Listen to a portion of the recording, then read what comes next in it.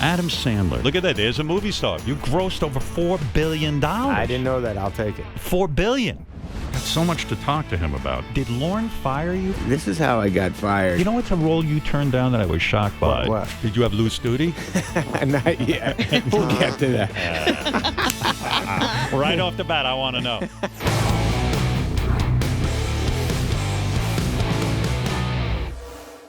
When you were starting out in stand-up comedy, you saw guys like Chris Rock, who was starting out at the same time. Yeah. And like Jon Stewart was another guy that you would see. It took me the longest to figure out what the hell I was doing up there. I was in and out of different personalities on stage. I remember Rock was always Rock. Why do you think you stayed in it? Like when you see like Chris Rock's, wow, he's got his persona. I can't even figure out what my persona is on stage. I was so crazy when I was young. I just thought, like, yeah, I'm going to be huge. I'm some psychotic guy. My brother sent me on my way. I was applying for college, and I said, what should I do? And he said, you should be a comedian. He goes, you're as funny as Eddie Murphy. And I went, oh, okay.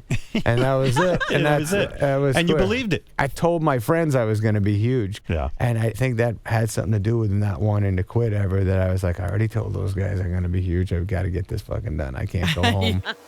Well, after NYU, you roommated with Judd Apatow, the famous director. Yeah. That's unbelievable. Judd Apatow was not the Judd Apatow we know today. You would make a tremendous amount of phony phone calls. You are a great lover of phony phone calls, right? I was back in the day, yes. Sandler had so much energy to make comedy that he didn't know what to do with it. It was just coming out of his ears all day long. So he was obsessively making phony phone calls as just a way to amuse himself and others. Who would he call? He would call like a credit card company, and he would act like someone whose credit card just got stolen in a very violent robbery, and he knew that they wouldn't hang up if he was explaining a violent confrontation. And he would just go like, you're walking down the street and you're having a nice day, and the next thing that happens, you have a fucking gun in your mouth. And then they would ask, well, what was the credit card number? I don't know. They fucking stole it from me.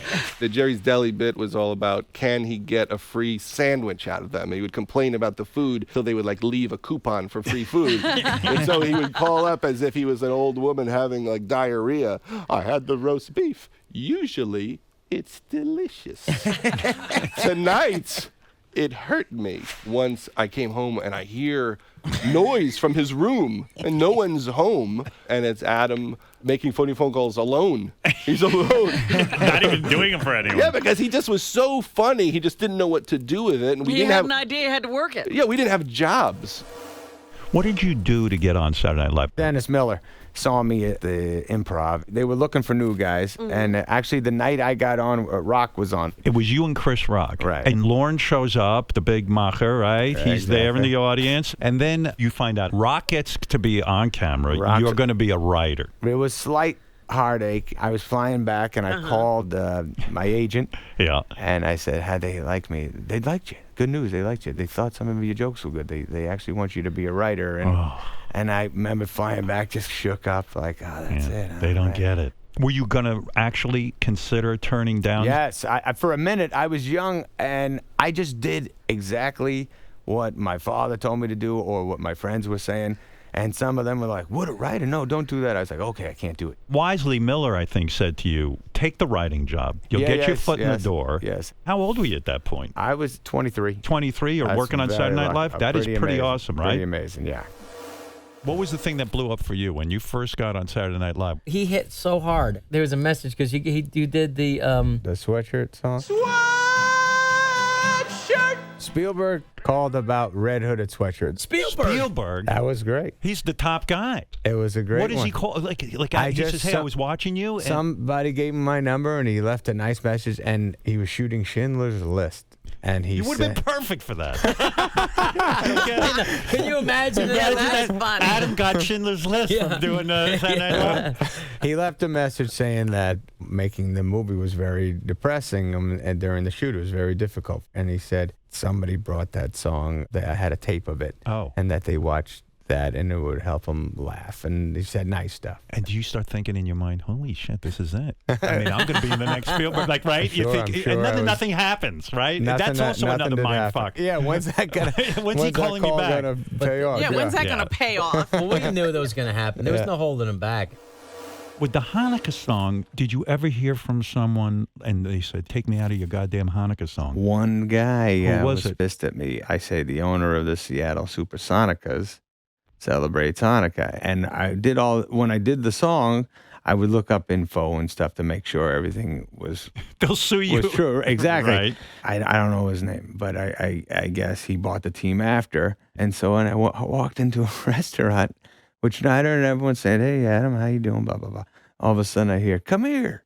It was an older guy. Right. And the guy goes, you're the guy who does that song, huh? And I said, yeah, what song? And he goes, the one with that Jewish song. Right. And I said, oh, yeah. And he goes, hey, 86, that song.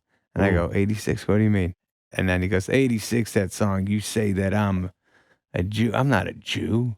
And then I go, oh, okay. And then Schneider goes, hey, what's the difference? You don't want anyone knowing you're, saying you're a Jew? That's a bad thing or something like that. And the guy goes, because I'm not. And got all, Schneider and him got into it, I remember. And I said, all right, don't worry about it, buddy. Do you believe that shit still goes down? 86, that song. When they fired you, it really caught you by surprise. This is how I got fired. My manager, Sandy, he was talking to me, and I said, yeah, next year on the show, blah, blah, blah. And he was like, maybe you don't go back next year. And I was like, I don't know, man. I still got a few more things. He's like, yeah, but you did it already. And I was like, I did it, but, He didn't want you to know you were fired. Yeah, it was going to make it those. seem like you were quit. Your idea. Yeah. Oh, my And God. I was like, yeah, I'll think about it. He's like, I think you thought about it.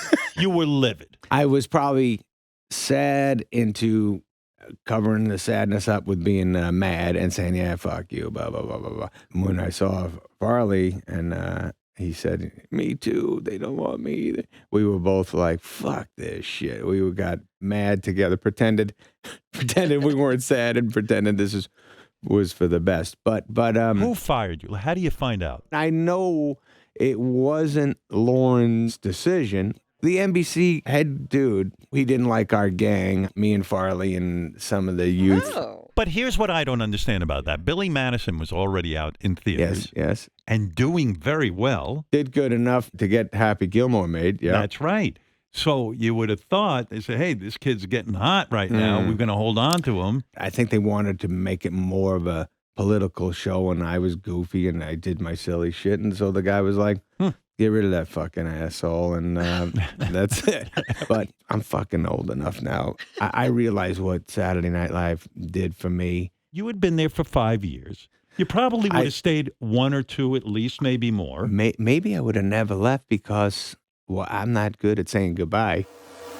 Drew Barrymore, she has this feeling about you that you're like kindred spirits. She says, I know this guy, Adam Sandler, is my guy, and we could make movies together and they'll be huge. You had a meeting with Adam at a coffee shop. I did. And what did you say? I was like, listen, I really believe that you and I could get together and do something meaningful. I want to be a modern, weird Hepburn, Tracy, old Hollywood couple. He could have really laughed you off and said, hey, I'm doing great right now. Yeah. I don't need you, honey. Yeah, he had like Happy Gilmore and Billy Madison out, Right. and every girl, I mean, all the girls loved him. You showed up to the meeting very casually dressed, like you right always now, do. yeah, Right? it's pretty Do you own a stupid. suit? Or I do, and it's always itchy or it doesn't fit right. We looked like the worst blind date you've ever seen. I showed up with purple hair and a leopard coat, pink platforms on. I mean, as soon as I saw him, I was like, yeah, you're probably going to have to see past all this. She even said, I had this purple hair. She did, but it was cool. Yeah, It and was you like got it. I got that. That was badass. I thought she was a badass. Sandler then finds a script for the two of you, and he calls you up? He sent a script that didn't have a title. He said, I have an idea for this guy who sings in a wedding band. The thing makes, let's talk financially. That was a big one. It was huge. Fucking right? ridiculous. $18 million to make and grosses $123 million. Is that right? Isn't that something? Yeah. We were kids when we made The Wedding Singer. He was hot shit. He could have done anything he wanted, and he believed in me, and I believed in him. Drew liking me in the movie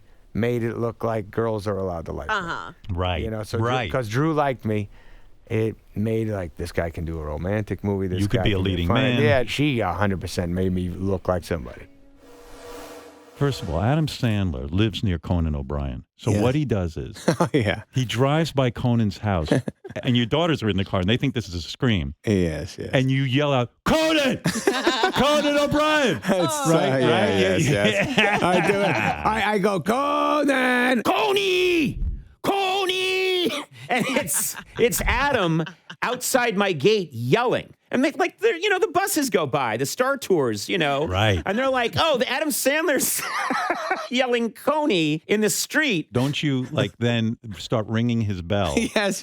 And then he's not prepared for you to come over. Oh, yeah, when I do come over, I hit And then you run. walk over. Well, Adam, come on in. I'm watching the Patriots game. Let's check it out. You stay for 5 minutes and go, kids, we're not wanted here. Conan doesn't want us here. You don't want me here. I got to go. I can't be here. Oh, you hate this. You hate this, don't you, Coney? But you guys, you were friendly from Saturday Night Live. He was great to me when I was on SNL. He was already there. That can be a grim place just because there's so much pressure and it can be competitive. He showed up and he was the most enthusiastic young kid. Isn't this awesome? We're here at SNL. This is the best. You could go to an IHOP and get a very mediocre pancake. Oh, buddy, this is the best. And he was just so, I drafted off of his enthusiasm and energy. Can you believe we're here? Isn't this amazing? And I love that about him.